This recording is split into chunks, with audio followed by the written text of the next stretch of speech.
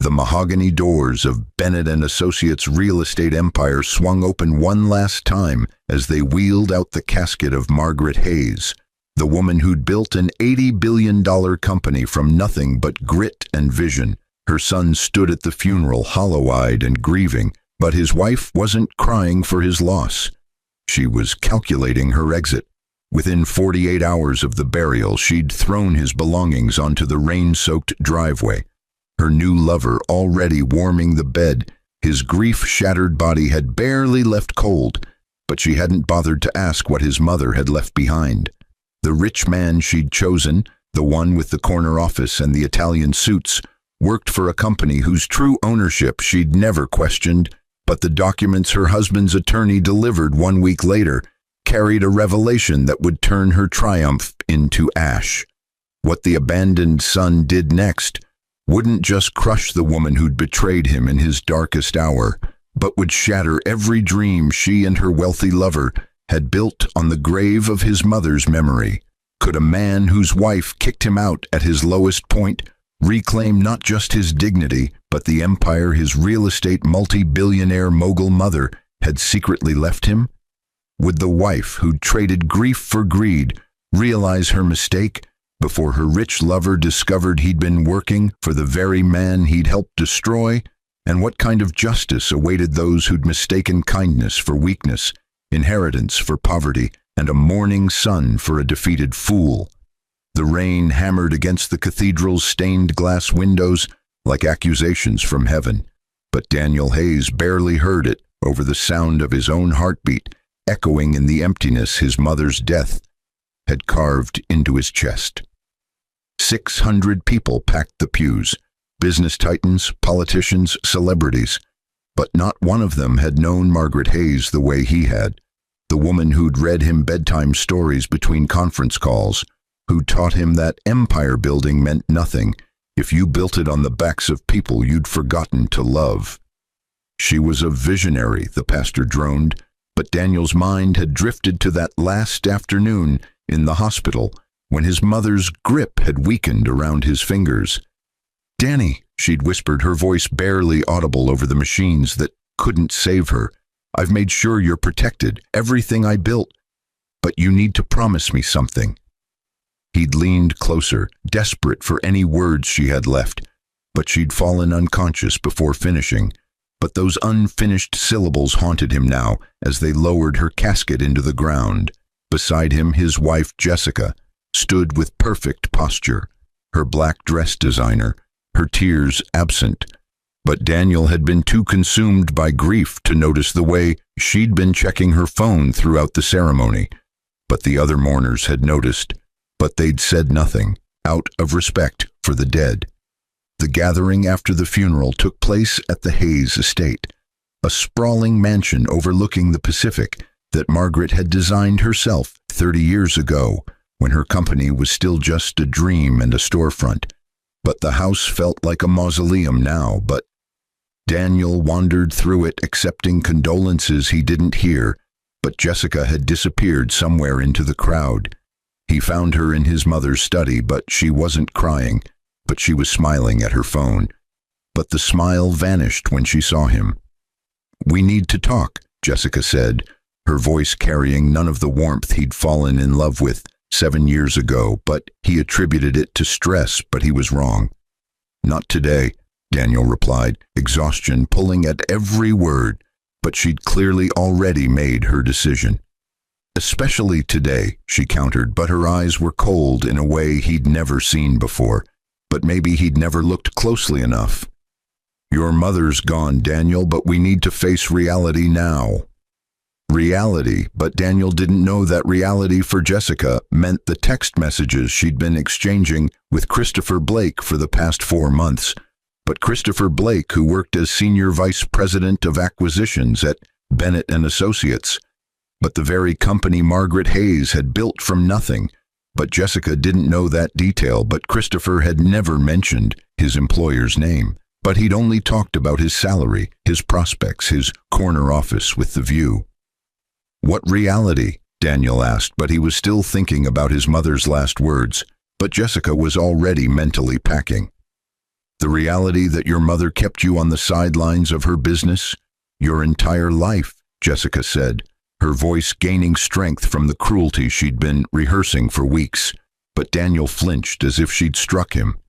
You're 34 years old, but you've been living off her generosity.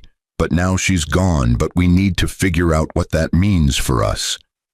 The words hit him like physical blows, but they weren't entirely untrue, but they were missing the context that Daniel had spent the last decade working in nonprofit housing development at his mother's suggestion, but building homes for families who'd been priced out of the market her company dominated. But Jessica had never cared about that work, but she'd tolerated it when Margaret's wealth cushioned their lifestyle. But now the cushion was gone in her mind. We'll figure it out, Daniel said, but his voice was barely a whisper. But Jessica heard the weakness in it, but it confirmed everything she'd already decided. No, she said firmly, but she was already standing, but she'd made her choice. I've figured it out, but you need to figure yourself out. But I can't wait around for you to become whoever you're supposed to be without her. The next 48 hours blurred together in a haze of grief and bureaucracy, but Daniel met with his mother's attorney, Marcus Winters, a stern man in his 60s who'd worked with Margaret since the beginning, but the meeting was scheduled for the following week to go through the will. But Daniel didn't press, but he assumed his mother had left him something to live on. But nothing more, but she'd always preached self-sufficiency. But he expected a modest inheritance and her blessing to make his own way. But Jessica didn't wait for the will reading, but on the second night after the funeral, Daniel returned from a meeting with the cemetery director about his mother's headstone to find his belongings scattered across the driveway, but his clothes soaked through from the rain that had started an hour earlier, but his books swollen with water, but his laptop case sitting in a puddle. Jessica stood in the doorway of the home they'd shared for 5 years, but her arms were crossed. But behind her, Daniel could see a man's jacket draped over the chair where Daniel usually sat. But the betrayal hit him harder than his mother's death, because he'd expected to lose her eventually. But Jessica's abandonment came without warning, but it came with calculation. You need to leave, Jessica said, but there was no apology in her voice, but there was only impatience. I've already changed the locks, but your name was never on the lease anyway. But this was always my apartment, but you've been living in my space. Jessica, what? Daniel started, but she cut him off. Christopher is moving in, she announced, but the name meant nothing to Daniel yet. But it would soon mean everything. He's successful, but he's going places. But he can provide the life I deserve. But you were always just your mother's charity case. But now the charity's run out. The man appeared behind her then, but Christopher Blake was tall, silver-haired, despite being only 40, but expensive cologne wafted from the doorway, but his smile was smug, but he'd clearly been waiting for his moment. No hard feelings, mate, Christopher said, with a British accent that Jessica clearly found sophisticated, but his hand rested possessively on Jessica's shoulder. She's made her choice. But you understand how these things go, but sometimes people outgrow each other, but it's just business, really. Just business, but Daniel would remember those words, but he'd turn them over in his mind during the 3 days he spent in a cheap motel on the edge of town. But he'd think about them as he stared at the water-stained ceiling and wondered how his life had collapsed so completely in less than a week. But the 4th day after his mother's funeral, Daniel sat in Marcus Winters' office, but the attorney's expression was unreadable as he laid out a stack of documents that seemed to grow taller with each passing moment. But Daniel barely had the energy to care, but he assumed this would be quick. But a small inheritance, some instructions, a final goodbye from his mother in legal language. Daniel, Marcus began, but his voice carried a weight that made Daniel look up from his exhausted stupor. Your mother left very specific instructions, but she was adamant that you not know the full extent of her plans until after her death. But she wanted you to have time to grieve the woman, not the wealth. I don't understand, Daniel said, But his mind was still half occupied with Jessica's betrayal. But he was wondering where he'd live, but how he'd rebuild. Marcus slid the first document across the desk, but it was a stock certificate, but the company name printed at the top made Daniel's breath catch. But Bennett and Associates Real Estate Empire, but beneath it, in stark legal language, complete transfer of ownership to Daniel Robert Hayes, effective immediately upon the death of Margaret Hayes. "This is a mistake," Daniel whispered, but his hands trembled as he picked up the certificate. But the numbers didn't make sense. But 100% ownership, but valued at $80 billion, but his mother's entire empire. "No mistake," Marcus said, but his stern expression softened into something almost like pride. "Your mother built this company over 4 decades, but she built it for you. But she always planned to leave it to you. But she kept you away from the business not because she didn't believe in you, but because she wanted you to develop your own values first. But she watched you build homes for people who needed them. But she saw you choose purpose over profit. But she knew you were ready." The room spun, but Daniel gripped the edge of the desk. But the implications crashed over him in waves. But $80 billion, but the largest real estate company on the West Coast. But properties in 17 countries, but 30,000 employees, but he'd inherited it all. "But Jessica said," Daniel started, but Marcus held up a hand. "Jessica was never privy to your mother's estate plans," Marcus interrupted, but his voice carried a hint of disdain. "Margaret was very deliberate about confidentiality, but she trusted very few people with this information. But Jessica wasn't one of them. But your mother had her reasons." Daniel thought back to family dinners where his mother would ask about his marriage, but her questions had always been pointed. "But is Jessica happy with your nonprofit work? But does she support your choices?" But Daniel had defended his wife, but he'd been blind. But his mother had seen what he couldn't. "There's more," Marcus continued, but he pulled out another document, but this one a comprehensive listing of company assets. But Daniel's eyes scanned down the page until they locked on a name in the personnel section: Christopher Blake, Senior Vice President of Acquisitions, Bennett and Associates, Real Estate Empire. The world stopped, but Daniel read the name again. But it couldn't be coincidence, but Christopher Blake, who'd been in his apartment, but wearing his smugness like armor. But the man Jessica had chosen, but he worked for Daniel's company, but he worked for Daniel. The Christopher Blake who... Daniel couldn't finish the sentence, but Marcus nodded grimly. "The same," Marcus confirmed, but he'd clearly done his research. "Your mother flagged him in her notes from 6 months ago, but she'd discovered he was having an affair with your wife. But she'd hired a private investigator, but she wanted to fire him immediately. But I advised her to wait, but to let things play out naturally. But she agreed only because she trusted you to handle it when the time came." His mother had known, but she'd known for 6 months. But she'd said nothing, but she'd carried that knowledge to her grave to spare him the pain while she was alive. But she'd also positioned him to handle it on his own terms. But she'd given him power, but the question was what he'd do with it. "What would you like to do, Mr. Hayes?" Marcus asked formally. But the question carried the weight of Daniel's entire future. Daniel sat in silence for a long moment, but images flashed through his mind. Jessica throwing his rain-soaked belongings onto the driveway, but Christopher's smug smile, but just business, really. But they'd both gambled that he was nothing without his mother, but they'd both bet on the wrong outcome, but they were about to discover just how wrong they'd been. "I want a full financial audit of Christopher Blake's department," Daniel said, but his voice was steady for the first time since his mother's death. But grief was still there, but it was hardening into something else now, but something purposeful. "I want to know every deal he's worked on, but every contract he's signed, but every expense he's claimed, but everything." Marcus smiled, but it wasn't a warm smile, but it was the smile of a man who'd been waiting for this moment. "Already done," he said. But he pulled out a thick folder, but the tab read, Blake, Christopher, Internal Investigation.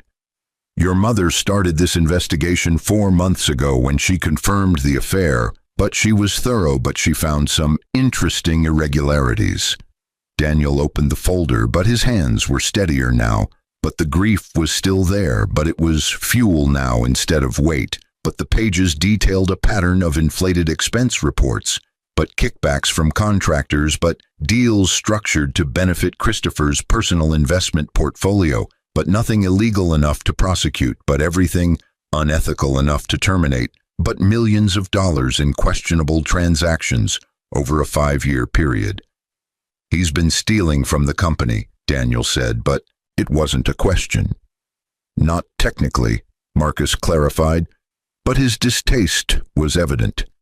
He's been exploiting his position, but he's been padding his lifestyle at company expense. But your mother tolerated it because he was effective at acquisitions. But she planned to address it after she got through her treatment. But she ran out of time. But now Daniel had all the time in the world, but he also had all the power. But the question was how to use it. But revenge was tempting, but destruction was easy. But his mother had taught him something else.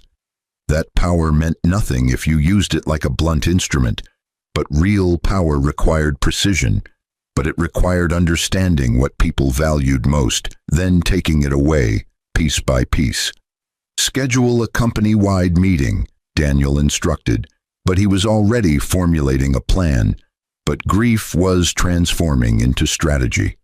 All senior leadership, but I want to introduce myself as the new owner. But I want Christopher Blake front and center. The meeting took place 3 days later in the top-floor conference room of Bennett & Associates headquarters, but the building his mother had commissioned 20 years ago with the steel and glass exterior that reflected the sky. But Daniel had never been here before, but his mother had kept her professional and personal lives separate. But now they were merging in ways no one expected. 37 senior executives filled the room, but they were confused about this emergency meeting. But rumors had been swirling since Margaret Hayes' death about what would happen to the company, but speculation ranged from a sale to a management buyout. But nobody expected the quiet man who walked in wearing a simple black suit. But he looked nothing like a billionaire, but he looked like someone who'd been sleeping in a motel and grieving his mother. Christopher Blake sat near the head of the table, but he'd positioned himself there naturally, but assuming his seniority and his recent success would protect him during any transition. But he'd closed a major acquisition the week before Margaret's death. But he felt untouchable. But he didn't recognize Daniel at first. But why would he? But he'd only seen him once in a doorway. But he'd been too focused on his victory to pay attention. Marcus Winters entered first, but he commanded immediate attention. But everyone knew the attorney, but he was Margaret Hayes' most trusted advisor. But his presence meant official business. But then Daniel walked in behind him, but the room fell silent. "Ladies and gentlemen," Marcus announced, but his voice carried authority that decades of legal practice had honed. "I'd like to introduce Daniel Hayes, but he is the sole owner and CEO of Bennett & Associates, effective immediately, but in accordance with Margaret Hayes' will and final wishes." The shock rippled through the room like an earthquake, but executives who'd assumed they'd be fighting for control now realized they'd been outmaneuvered by a dead woman's long-term planning. But Christopher Blake's face drained of color, but recognition finally dawned. But the man from the doorway, but the man whose belongings he'd watched get thrown into the rain. But that man now owned everything, including Christopher's job, but including his future. Daniel took his seat at the head of the table, but the same seat his mother had occupied for 40 years. But the weight of it was enormous, but he channeled her memory for strength. But he thought about the woman who'd built this empire while raising him alone, but who'd never compromised her values even as she accumulated wealth that most people couldn't imagine. "I know most of you don't know me," Daniel began, but his voice was quiet, but it carried. But grief had stripped away any pretense, but what remained was honest. My mother kept me separate from this company intentionally, but she wanted me to develop my own path. But I've spent the last 10 years building affordable housing, but working with families who've been displaced by the very market forces that made this company successful. But I'm not here to apologize for that work, but I'm here to bring those values into this organization. The executives exchanged glances, but they were trying to assess this new leader, but wondering if he'd destroy what Margaret had built. But Daniel let the tension build before continuing, but retention required pacing. But I'm not naive, Daniel continued, but his eyes scanned the room, but landing briefly on each face, but saving Christopher for last. I understand that this company operates in a competitive environment, but I understand that profit and purpose must coexist. But I also understand that my mother built this empire on trust and integrity, but she had zero tolerance for people who violated that trust. Christopher shifted in his seat, but his discomfort was visible now, but other executives were watching him. But some knew about the irregularities, but office politics meant most had stayed silent. But the changing of the guard meant old alliances were dissolving. Which brings me to my first order of business, Daniel said, but he nodded to Marcus, but the attorney distributed folders to everyone at the table, but thick folders that landed with ominous thuds. We're conducting a comprehensive review of all major acquisitions and expenditures from the past 5 years, but we're ensuring full compliance with company policy, but we're identifying areas where we can improve our ethical standards. Christopher opened his folder, but his hands trembled slightly, but inside was a detailed breakdown of every questionable transaction he'd made, but every inflated expense, but every corner he'd cut. But it was all there, but documented with the precision that Margaret Hayes had been famous for, but she'd been building this case for months, but she'd left it for her son to finish. Mr. Blake, Daniel said, but his voice was calm, but there was steel underneath. I'd like you to stay after this meeting, but we have some specific items to discuss regarding your department. The meeting continued for another hour, but Daniel outlined his vision for the company, but integration of affordable housing initiatives, but partnership with nonprofit organizations, but maintained profitability, but with consciousness about community impact. But the executives were skeptical but intrigued, but they'd serve whoever owned the company. But that's how corporate hierarchies worked. But as the room emptied, Christopher Blake remained seated, but his earlier confidence had evaporated. But he was calculating his options, but considering whether to resign before being fired, but wondering if he could negotiate. But Daniel watched him squirm, but there was no pleasure in it, but only a cold recognition of necessary action. You know about Jessica, Christopher said finally, but it wasn't a question, but it was an admission. I know everything, Daniel replied, but he gestured for Christopher to close the door. But this conversation needed to be private, but not for Christopher's dignity, but for Daniel's purposes. I know about the affair, but I know about the irregularities in your department. But I know that you've been treating this company like your personal bank account while sleeping with my wife in the home I provided. Christopher's jaw tightened, but he was trying to maintain some shred of defiance, but it was crumbling. You can't prove any impropriety, but everything I've done has been within the technical bounds of my contract. Technical bounds, Daniel repeated, but he almost laughed, but the absurdity of the phrase in light of everything. You're right, but you've been very careful, but nothing you've done is prosecutable, but that's not the same as ethical, but that's not the same as acceptable, but my mother knew that, but she taught me the difference between legal and right. So you're firing me, Christopher said, but he was already mentally calculating his severance, but his next job, but his exit strategy. No, Daniel said, but the word hung in the air, but Christopher looked up in confusion. I'm not firing you, but I'm restructuring your position, but you're being moved to a new role. This was the precision his mother had taught him, but the understanding that sometimes the worst punishment wasn't exile, but humiliation, But Christopher Blake had built his entire identity around his title, but his corner office, but his status within the company. But taking that away would hurt more than termination. "You're being reassigned to Field Property Inspector," Daniel continued, but he slid a new contract across the table, but the title was accompanied by a massive pay cut, but a loss of all benefits beyond the basic, but a position that would require Christopher to physically inspect properties, but to drive hours to remote locations, but to do the grunt work that entry-level employees typically handled. "You'll be responsible for assessing structural integrity of our low-income housing units, but you'll be working directly with the communities that have been impacted by the acquisitions you've overseen. But you'll be seeing firsthand the human cost of the deals you've made." "You can't do this," Christopher protested, but his voice was rising, but desperation was setting in. "I'll sue, but I'll go to the press, but You'll accept this position or I'll release the full audit of your financial irregularities to every major real estate firm on the West Coast." Daniel interrupted, but his voice was still calm, but the threat was real. "You won't be prosecuted, but you'll never work in this industry again, but your reputation will be destroyed. But every questionable deal will be public knowledge, but you'll be radioactive." The calculation was visible on Christopher's face, but he was weighing his options. But Field Property Inspector was humiliating, but it was employment, but it was survival, but the alternative was career death. But Daniel had given him a choice that wasn't really a choice, but that was the point.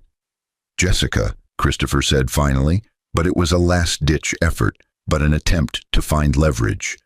"She'll never accept this, but she chose me because I was successful, but because I could provide, but if you do this, then she'll leave you," Daniel finished. But there was no emotion in his voice now, but he'd already processed this outcome. "But that's your problem, but not mine, but you chose to build your relationship on wealth and status. But now you'll discover what it's worth when those things disappear."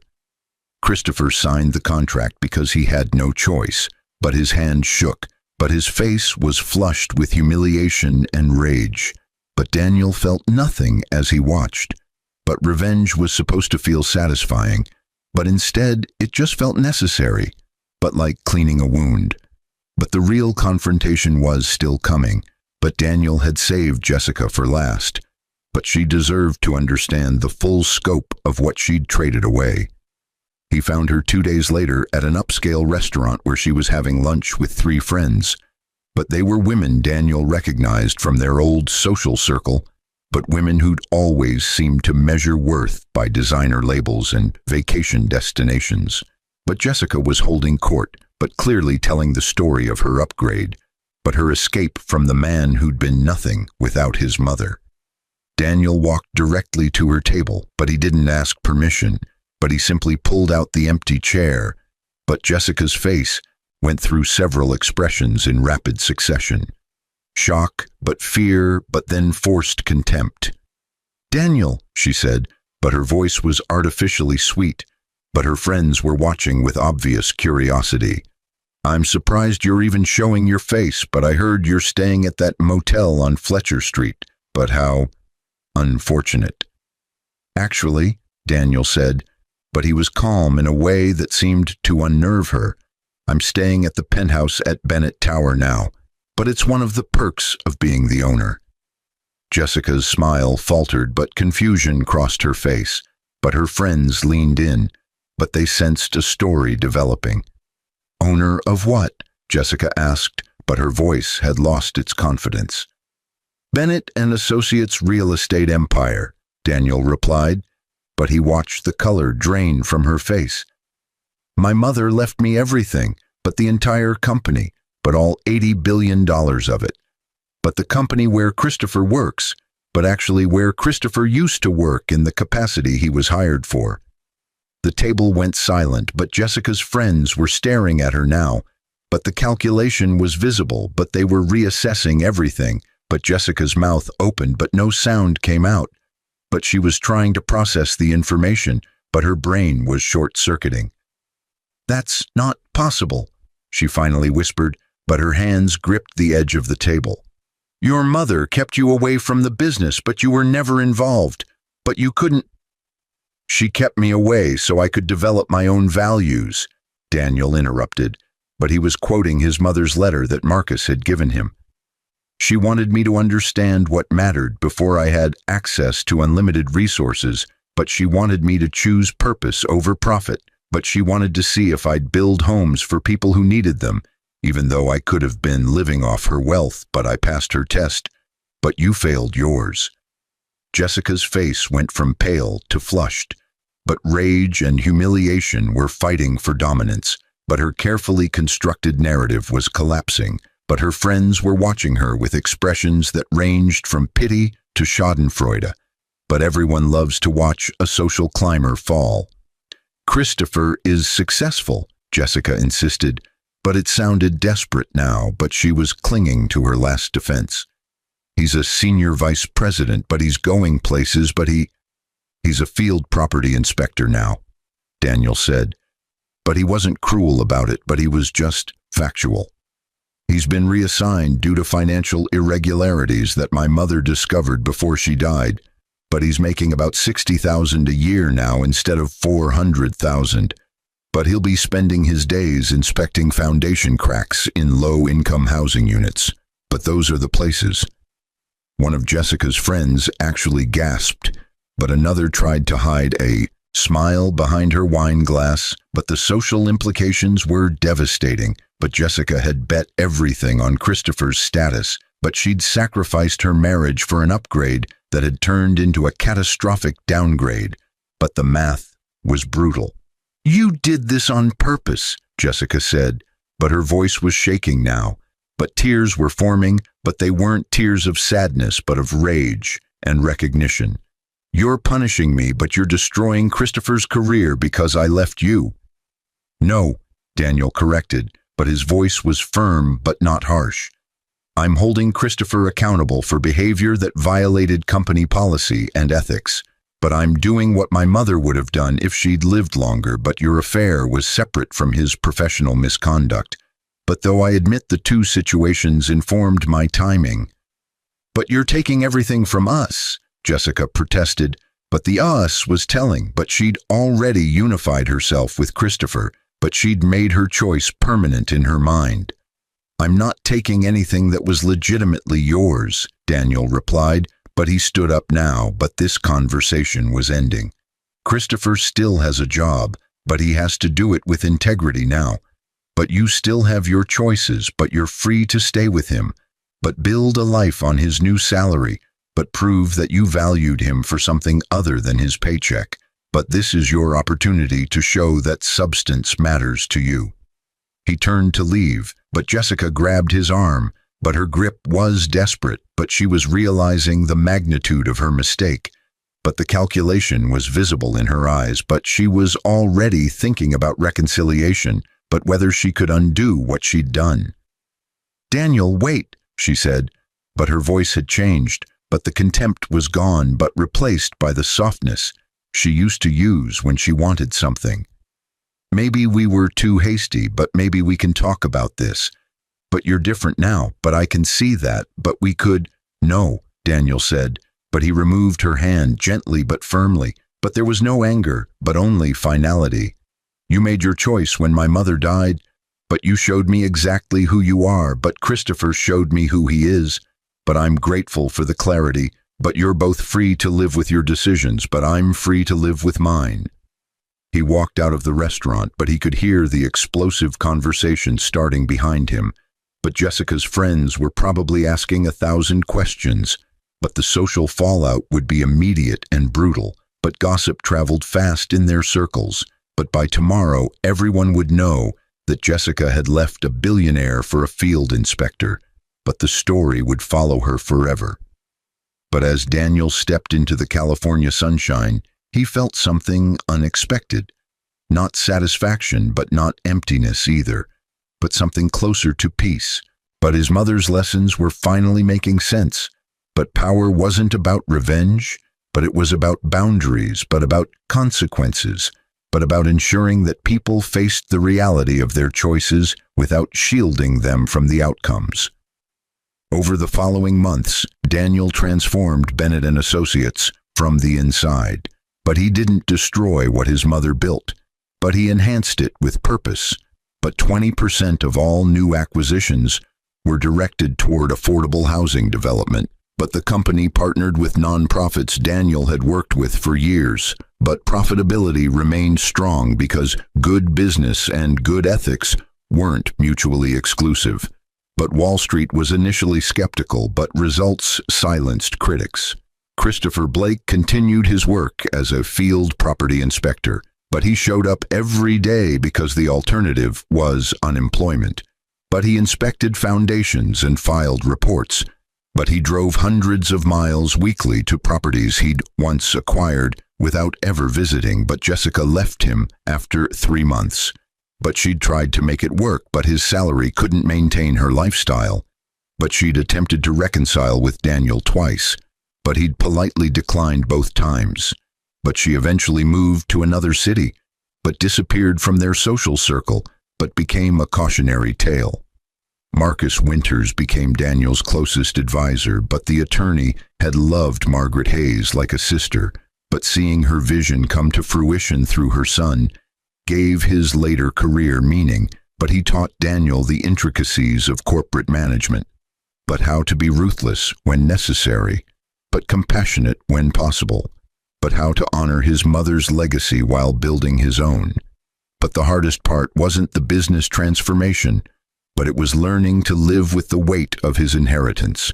But Daniel had nightmares where his mother appeared and asked if he was using her empire wisely. But he'd wake up uncertain, but questioning every decision, but wondering if he was honoring her or betraying her memory with his changes.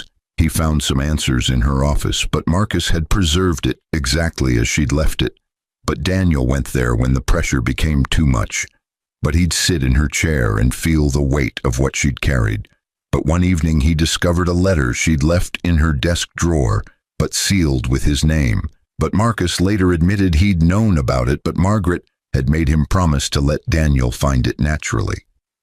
"My dearest Danny," the letter began, but her handwriting was shaky from her illness, but still unmistakably hers. "If you're reading this, you've discovered the full extent of what I've left you, but more importantly, you've begun the work of making it your own. I kept you away from Bennett and Associates because I needed to know you could stand on your own, but I needed to see if you'd choose purpose when profit was easier, but you did. But you spent 10 years building homes for people who needed them instead of managing an empire that would have been yours regardless. But that choice told me everything I needed to know about the man you'd become. By now, you've probably dealt with the situation I discovered regarding Jessica and Christopher, but I'm sorry I couldn't spare you that pain, but I'm not sorry you had to face it.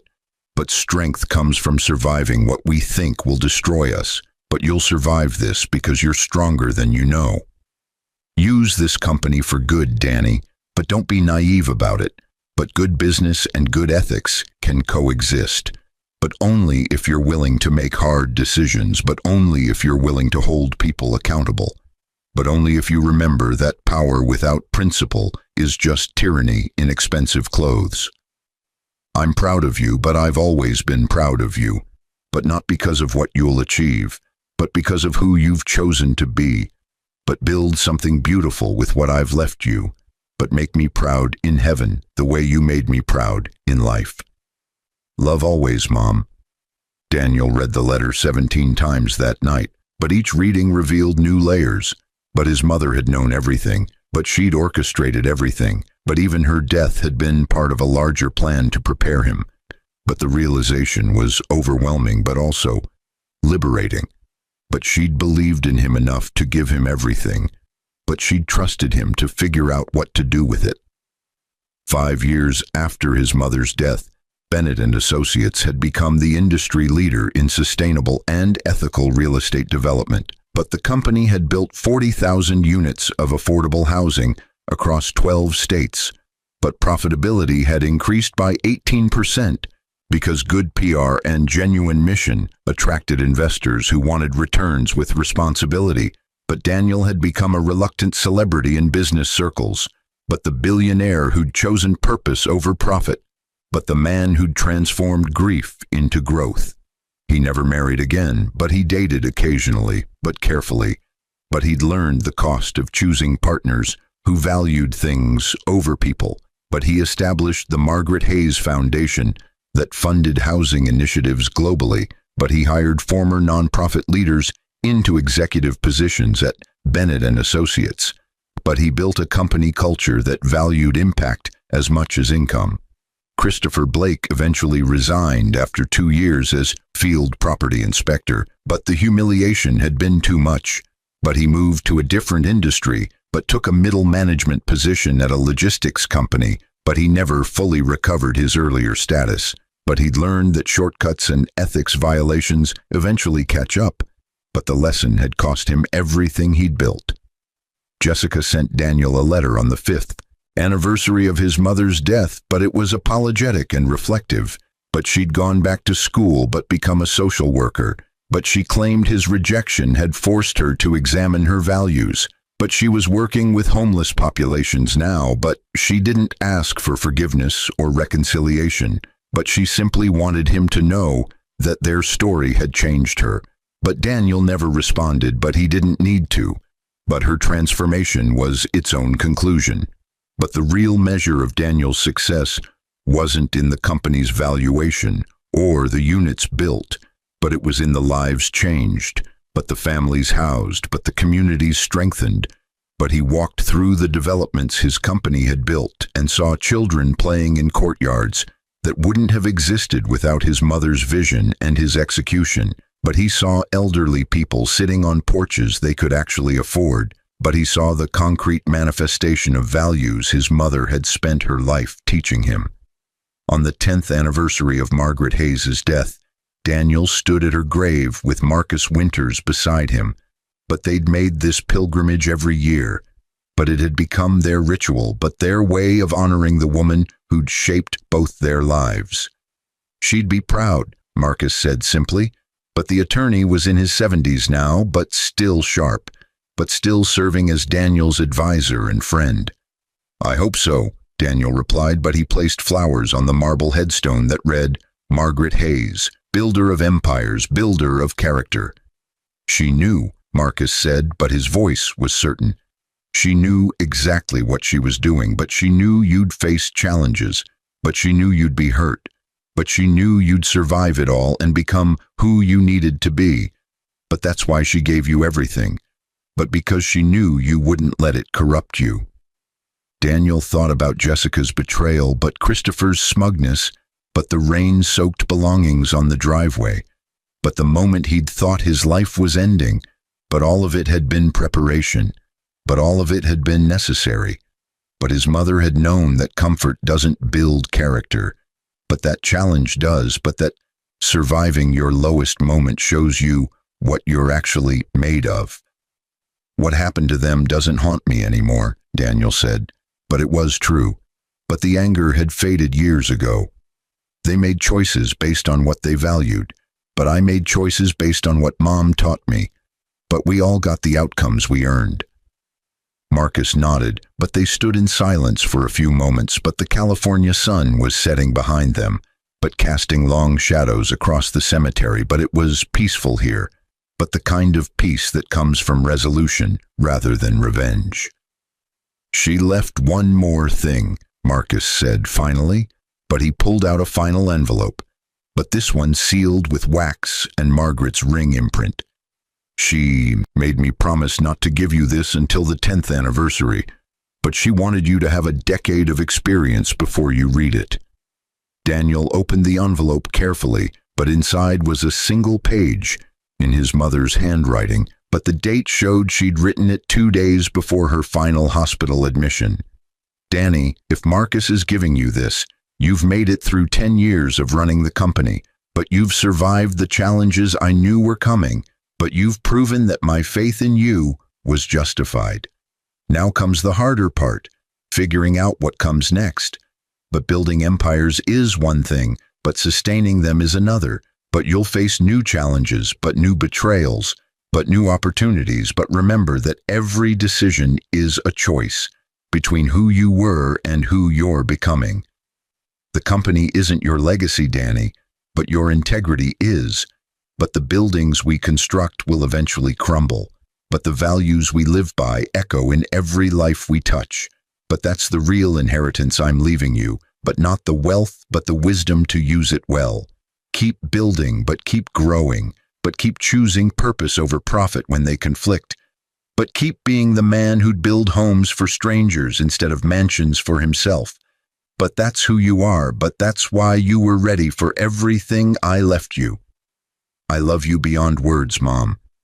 Daniel folded the letter carefully, but he'd read it many more times in the years to come. But for now, he simply stood at his mother's grave, with Marcus beside him. But two men shaped by one woman's vision, but two men carrying forward a legacy that was about more than money. Jessica's betrayal had crushed him, but it hadn't destroyed him. But Christopher's smugness had shattered his illusions, but it had clarified his values. But his mother's death had devastated him, but it had ultimately empowered him. But all the pain had been preparation, but all the challenges had been refinement. But he'd emerged from the fire stronger than he'd ever imagined possible. As they walked away from the grave, Daniel thought about the question his mother's hook had posed so many years ago in that hospital room. Danny, I've made sure you're protected, but everything I built, but you need to promise me something. He'd never heard what she wanted him to promise because she'd fallen unconscious. But he understood now that the promise was implicit in everything she'd left him. Promise to build something meaningful, but promise to hold people accountable, but promise to survive betrayal without becoming bitter, but promise to use power for purpose, but promise to honor not just her legacy, but the values that created it. Daniel had kept that promise, but he'd done more than survive what Jessica and Christopher had tried to do to him. But he'd transformed it into motivation, but he'd turned their betrayal into a catalyst for becoming exactly who his mother had always believed he could be. And somewhere, but he imagined her smiling, but not because he'd crushed the people who hurt him, but because he'd crushed the limitations they'd tried to impose on him. But he'd shattered their assumptions about who he was. But he'd proven that inheritance wasn't about money, but it was about character, but it was about choosing to build up rather than tear down, even when tearing down would have been easier. The sun set fully as Daniel drove away from the cemetery, but tomorrow he'd return to running an empire, but making decisions that affected thousands of lives, but building homes and communities, but carrying forward his mother's vision. But today he simply felt grateful, but grateful for the mother who'd prepared him, but grateful for the betrayals that had refined him, but grateful for the inheritance that had empowered him. But most of all, grateful that when Jessica had kicked him out at his lowest point, but when she'd chosen wealth over character, but she'd accidentally given him the greatest gift possible, the freedom to discover that he was strong enough to stand on his own, but wealthy enough to help others rise, but wise enough to know that real power comes not from crushing your enemies, but from building something so beautiful that their betrayal becomes irrelevant in the light of what you've created. The story of Daniel Hayes was ultimately not about revenge, but it was about redemption, but not his redemption because he'd never really fallen, but the redemption of values in a world that often seemed to value nothing, but the proof that choosing purpose over profit, but integrity over image, but character over convenience could still build empires, but could still change lives, but could still honor the memory of a mother who'd believed that her son could inherit not just her wealth, but her wisdom, but her strength, but her unshakable commitment to building something that mattered. And in the end, but after Jessica had been crushed by her own choices, but after Christopher had been shattered by his own corruption, but after the storms had passed and the dust had settled, but Daniel Hayes stood at the helm of an $80 billion empire his mother had built, but he'd transformed into something even she might not have imagined, but a company that proved profit and purpose could coexist, but that power and principles weren't enemies, but that the greatest inheritance wasn't money, but it was the courage to use that money to build something beautiful, but something lasting, but something that would echo long after the buildings crumbled and the bank accounts emptied, but something that would stand as testament to the truth that character, not capital, is the only currency that truly matters in the end. 20 years after Margaret Hayes was laid to rest, Daniel stood in the lobby of the newest Bennett & Associates development, but this one was different from all the others. But this one carried a weight that transcended architecture and urban planning. But this one was personal in ways that made his throat tight with emotion. He'd learned to control, but never fully suppress. The Margaret Hayes Memorial Housing Complex stretched across 12 city blocks in the heart of Los Angeles. But it wasn't just affordable housing, but it was a complete ecosystem. Childcare centers, but medical clinics, but job training facilities, but community gardens, but art studios, but everything his mother had believed people needed to not just survive, but thrive. But the crown jewel was the central tower that bore her name in letters that caught the sunset and turned gold. "Dad, they're ready for you," a voice said behind him. But Daniel turned to see his daughter Maya, but she was 22 now, but graduating from architecture school next month. But she'd designed parts of this complex as her senior thesis. But she'd never met her grandmother, but she'd inherited Margaret's eyes and her determination. Daniel had married again 8 years after his mother's death, but he'd met Rachel at a housing nonprofit fundraiser. But she was a civil engineer who'd spent a decade building water systems in developing countries, but she'd loved him for his values before she ever knew about his wealth. But they'd built something real together, but something that had produced 2 children who understood that privilege came with responsibility. "How many people are out there?" Daniel asked, but he was nervous in a way he rarely was anymore. But public speaking had become routine after 2 decades, but today felt different. "About 5,000, Maya replied, but she adjusted his tie the way her mother always did.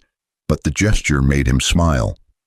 "Mom's in the front row with Jacob, but Marcus is there too, but he insisted on coming even though the doctor said he should rest." Marcus Winters was 89 now, but he'd officially retired 5 years ago. But he'd never really stopped advising Daniel, but they spoke weekly. But the attorney had become the grandfather figure Maya and her younger brother Jacob had never had. But Margaret's death had created a bond between the 2 men that transcended business. But Marcus had promised to attend this opening because he'd been there at the beginning, but he wanted to see how the story ended. Daniel walked to the stage that had been erected in the central courtyard, but 5,000 faces looked up at him, but they were residents who'd been selected through lottery from over 50,000 applications, but families who'd been living in cars or shelters or overcrowded apartments, but single mothers and elderly couples and young people trying to build lives in a city that had priced them out, but veterans and teachers and service workers who kept the city running but couldn't afford to live in it. But these were the people his mother had built her empire thinking about. But these were the people Daniel had spent 20 years serving. Rachel sat in the front row holding Jacob's hand, but their son was 16 and already taller than Daniel. But he wanted to be a doctor, but he volunteered at free clinics on weekends. But the apple hadn't fallen far from any tree in this family. But Marcus sat beside them in a wheelchair, but his body was failing, but his mind was sharp. But he caught Daniel's eye and nodded. But the gesture said everything. "She'd be proud, but you've done it. But you've honored her." 20 years ago, Daniel began, but his voice carried across the courtyard through speakers, but 5,000 people fell silent. "I stood at my mother's grave and made a promise I didn't fully understand. But I promised to build something meaningful. But I promised to honor her legacy not with monuments, but with meaning. But I promised that every decision I made would pass a simple test. Would this make someone's life better?" He paused, but he looked around at the buildings that surrounded them, but 10 residential towers with over 3,000 units, but rents set at 30% of income regardless of what that income was, but subsidized by the commercial developments Bennett and Associates built elsewhere, but cross-subsidization his mother had pioneered, but Daniel had perfected, but the math worked because they'd made it work. This complex represents the culmination of that promise, Daniel continued, but his eyes found a woman in the third row, but she was holding a toddler. But she was crying silently, but he understood why. But he remembered what it felt like to have nowhere to go but to have your belongings thrown into the rain. But it's not my achievement, but it's the achievement of every person who believed that housing is a human right, but that dignity shouldn't depend on your bank account, but that we can build communities that don't just shelter people, but empower them. The applause started small but built like a wave, but 5,000 people were standing now, but some were crying, but they'd won a lottery that would change their lives, but their children would grow up in safe homes with access to opportunities that had been denied to their parents. But generational poverty could be broken, but Daniel's mother had believed that. But she'd built an empire proving it, but now her son was expanding that proof. But as the applause continued, Daniel's mind drifted to another person who should have been here, but Jessica had reached out 6 months ago through a mutual acquaintance. But she'd heard about the opening, but she'd asked if she could attend, but Daniel had politely declined, but not out of spite, but out of recognition that some chapters needed to stay closed. But she'd made her choices, but he'd made his. But their paths had diverged permanently. He'd heard through the grapevine that Jessica had actually followed through on her social work career, but she was working with domestic violence survivors in Portland, but she'd never remarried. But she'd built a small, quiet life that bore no resemblance to the status-obsessed existence she'd led during their marriage. But Daniel hoped she'd found peace, but he no longer needed to know. But forgiveness didn't require reconciliation, but you could wish someone well without wanting them in your life. Christopher Blake had died 3 years ago, but Daniel had learned about it through an obituary, but a heart attack at 57. But he'd never recovered professionally from his fall, but he'd spent his final years in obscurity. But Daniel had felt sadness when he'd heard, but not satisfaction. But Christopher's punishment had been living with himself, but understanding what he'd lost through his own choices. But that was consequence enough. My mother built an empire, Daniel said, bringing his focus back to the present, but to the people who were here now, but to the future being created in this moment. But she always said that empires mean nothing if they're built on the backs of people you've forgotten to value. But she taught me that wealth is only meaningful if it creates opportunity for others. But she believed that business could be a force for good without sacrificing excellence. But everything you see here is proof that she was right. Maya was watching him from the side of the stage, but her expression was intense. But she was studying him the way architecture students study buildings, but looking for the load-bearing elements, but the structures that made everything else possible. But Daniel realized she was learning not just from his words, but from his example, but the way Margaret had taught him. But legacy wasn't what you left behind, but it was what you built into the people who came after you. But I also want to acknowledge the people who aren't here, Daniel said, but his voice dropped slightly, but this part was harder. The people whose choices led them away from this moment, but because this project exists partially because of them. But their betrayal taught me that character is tested, not when things are easy, but when everything falls apart. But being abandoned at my lowest point showed me that I was stronger than I knew. But losing everything made me realize what actually mattered. Rachel was crying now, but she'd heard this story many times, but it still moved her. But she understood that Daniel's first marriage had been the crucible that forged the man she'd fallen in love with. But sometimes destruction was necessary before construction could begin. But Jessica had unknowingly given Daniel a gift by leaving, but she'd cleared the space for him to become who he was always meant to be. So to everyone here, today, Daniel concluded, But he was speaking to the residents now, but not to cameras or press, but to the actual people whose lives would unfold in these buildings. Welcome home, but not just to an apartment, but to a community that believes in you, but that wants to see you succeed, but that understands that everyone deserves a foundation to build their dreams on. But my mother built this company on that belief, but I've spent 20 years trying to honor it. But now you'll spend your lives proving that when we invest in people, but when we create opportunity, but when we choose purpose over profit, but everybody wins. The applause was deafening now, but 5,000 voices were cheering, but children were running through the courtyard, but families were holding each other, but Marcus was wiping his eyes, but Rachel and the kids were standing, but Maya was beaming with pride that made Daniel's heart ache. But this was what his mother had died believing in. But this was the inheritance that mattered. After the ceremony, Daniel found Marcus in a quiet corner of the courtyard, but the old attorney was looking up at the tower that bore Margaret's name. But the sunset was painting it gold and orange, but it looked almost ethereal. She would have loved this, Marcus said softly, but his voice was weaker than it used to be, but age was catching up with him. Not just the building, but what it represents. But you've taken what she started and made it better. But you've proven that her vision wasn't naive, but it was just ahead of its time. I couldn't have done it without you, Daniel replied, but it was true. But Marcus had been his guide through every challenge, but every crisis, but every moment when the easy path diverged from the right path. You would have found a way, Marcus said. But he turned to look at Daniel with eyes that had seen 4 decades of business evolution. You're like her in the ways that matter, but you're also your own person. But you took her ruthlessness and tempered it with compassion. But you took her vision and expanded it. But you've built something that will outlast both of you.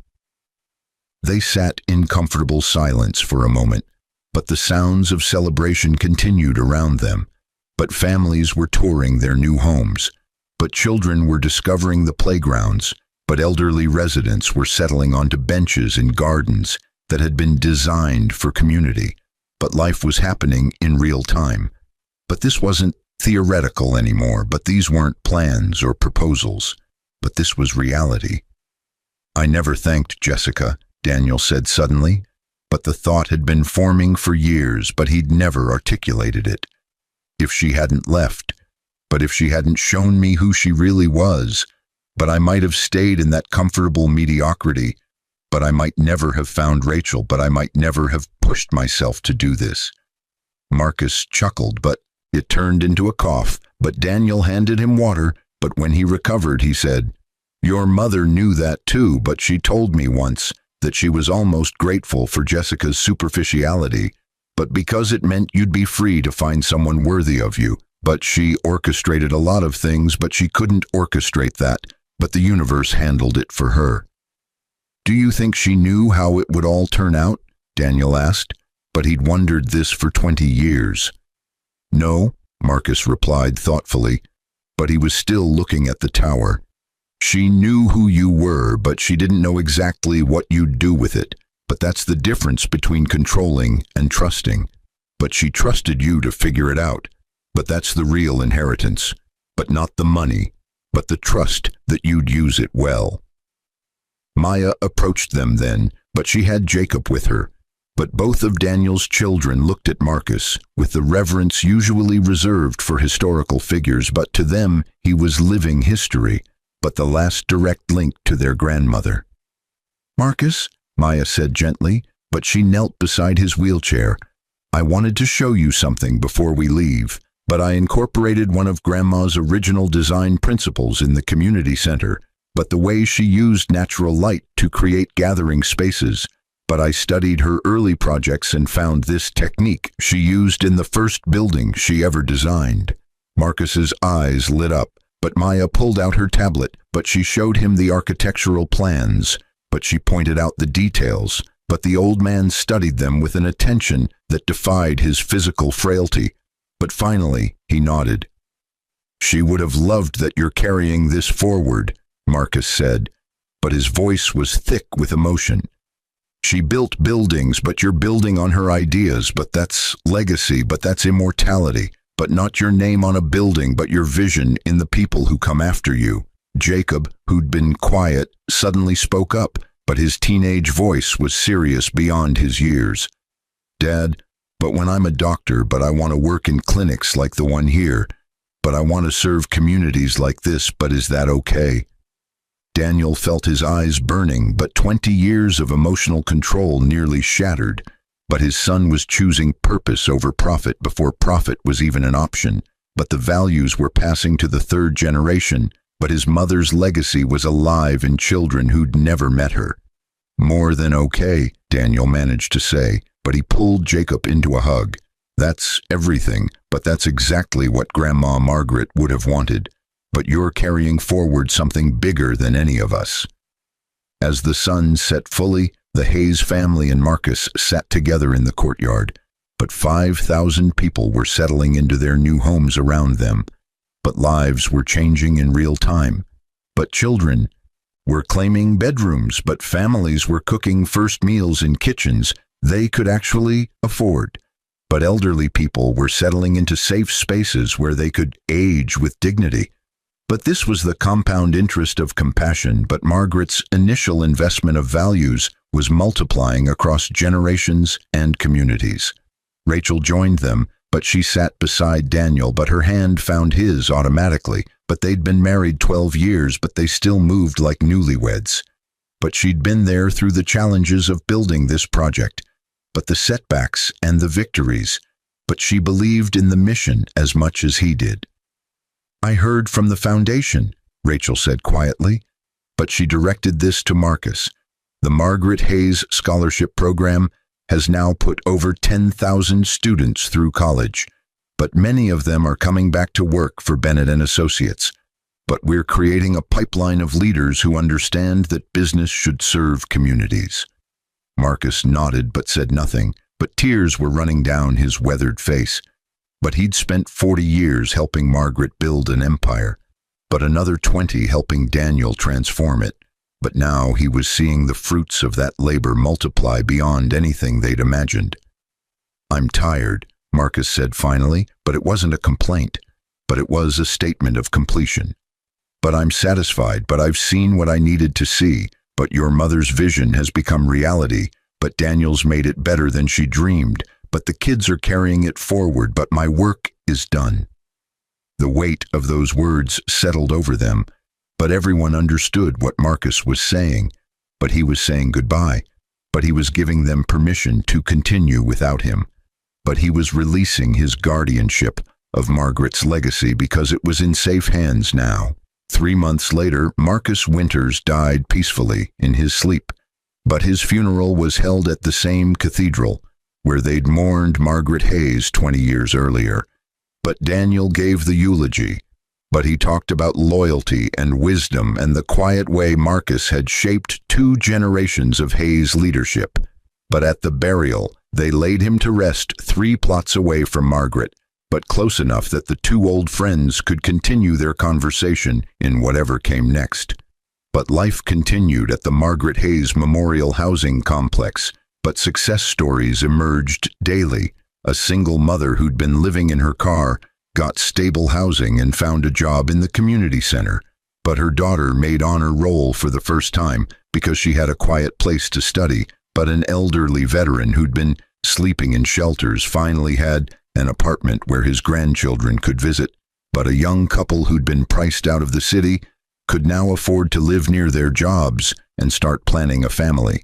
But these weren't statistics, but these were lives being rebuilt, but dreams being realized, but dignity being restored.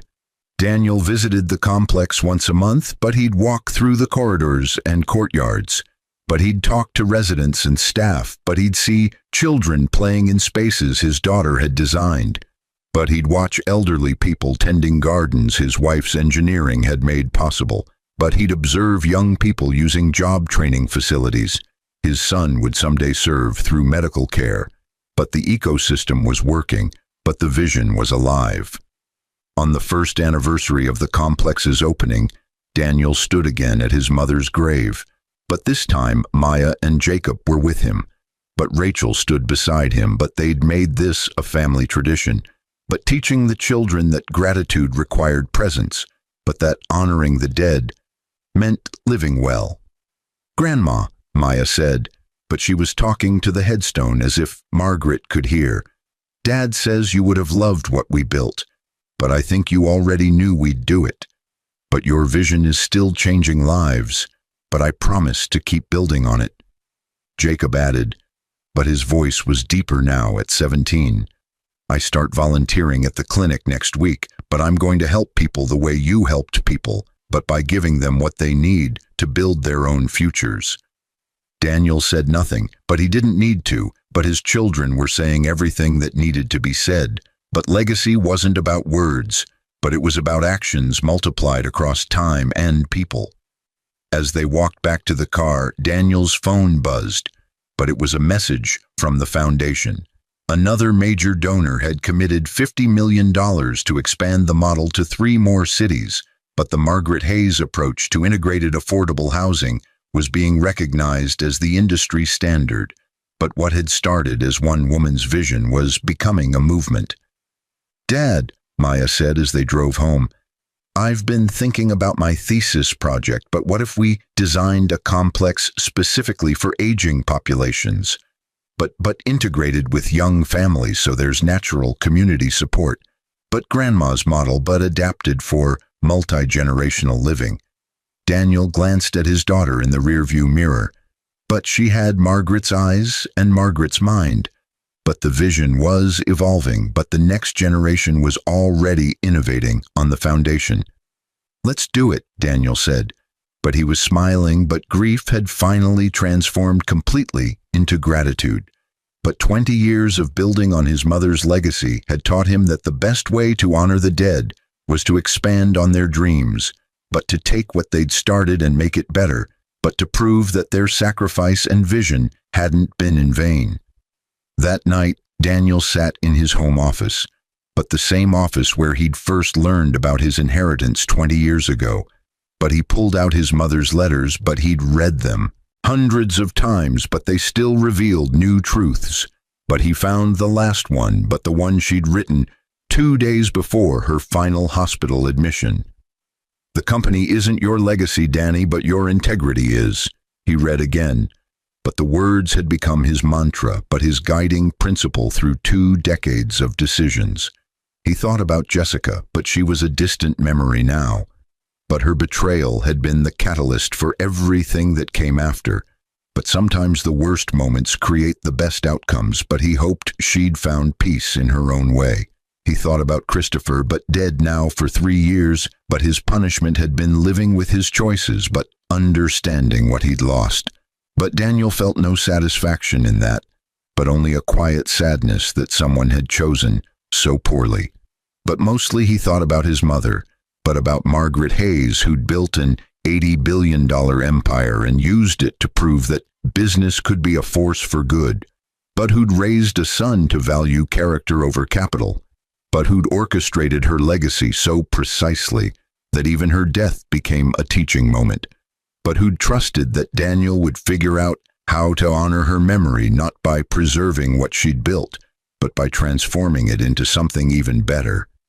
The Margaret Hayes Memorial Housing Complex was just the beginning, but Daniel had 15 more projects in development across 8 states. But the model was being studied by urban planners globally, but Fortune 500 companies were adopting the integrated approach. But Bennett and Associates had proven that ethical business wasn't just possible but profitable, but more importantly, it was meaningful. 20 years after his wife kicked him out, but 20 years after he inherited an $80 billion company, but 20 years after he crushed the dreams of those who'd betrayed him not through revenge, but through success. But Daniel Hayes sat in his office and felt something he hadn't felt since before his mother's death. Complete peace, but not because everything was perfect, but because everything had purpose, but because every decision he'd made had been guided by values that transcended wealth, but because the inheritance he'd received wasn't money but wisdom, and wisdom properly invested always yields returns that compound across generations. Outside his window, the city lights spread out like stars, but each light represented lives being lived, but dreams being pursued, but futures being built. But somewhere in that constellation were 5,000 families sleeping safely in the Margaret Hayes Memorial Housing Complex. But tomorrow they'd wake up and continue building their lives on the foundation his mother had envisioned and he'd constructed. And that, but Daniel understood as he turned off the office light, but was the only legacy that mattered, but the only inheritance worth passing on, but the only measure of success that would survive. When the buildings crumbled and the bank accounts emptied and the names on towers faded into history, did you use what you were given to make life better for people who came after you? But did you choose purpose over profit when they conflicted? But did you prove that character and commerce could coexist? But did you honor those who believed in you by becoming someone worth believing in? His mother had done that, but Marcus had done that, but now Daniel was doing that, and his children would do that. But the chain was unbroken, but the vision was alive, but the legacy was secure, but not in buildings or bank accounts, but in values passed down, but in lives changed, but in the quiet revolution of people who believed that the world could be better and then did the hard work of making it so. Jessica had kicked him out thinking she was trading up, but she'd actually freed him to trade up in ways she'd never imagined. But not to a richer partner, but to a richer purpose, but not to a bigger house, but to a bigger mission, but not to more comfort, but to more meaning. And somewhere, but Daniel believed, but his mother was smiling, but not because he'd crushed his enemies, but because he'd built something so beautiful that their betrayal had become irrelevant, but just another forgotten moment in a much larger story, but a story that was still being written, but still unfolding, but still proving every day that the greatest inheritance isn't what you leave behind, but what you build into the people who carry your vision forward long after you're gone. The weight of legacy. But Daniel understood finally, but wasn't burdened, but it was wings. But it was permission to fly higher because someone else had built the runway. But it was the gift of knowing that your life had meaning, because you'd been given a foundation to build on, and you'd built something worth standing on for those who came next. And that was enough, but that was everything, but that was the inheritance that mattered, but the only story worth telling, but the only legacy worth leaving, but the proof that a real estate multi-billionaire mogul named Margaret Hayes had lived and died well, and that her son had honored her not by preserving her empire, but by transforming it into something that would change lives long after both of them were dust, but long after the buildings fell, but long after the money was spent, but long after every word of this story was forgotten, but the values would remain, but compound across generations, but echo in lives not yet lived, but proving finally and forever that the greatest revenge isn't crushing those who hurt you, but building something so meaningful that their betrayal becomes just a footnote in a much larger story of purpose, but impact, but legacy that transcends the merely personal and becomes universal, but becoming proof that how you handle your lowest moment determines the height of your eventual triumph. And with that understanding, but Daniel Hayes, but son of Margaret Hayes, but father of Maya and Jacob Hayes, but builder of empires and communities and legacies that mattered, but closed his eyes and rested. But his work incomplete, but his purpose clear, but his mother's vision alive and multiplying, but her memory honored not in mourning, but in building, but in growing, but in becoming everything she'd believed he could be, and then surpassing even her wildest dreams.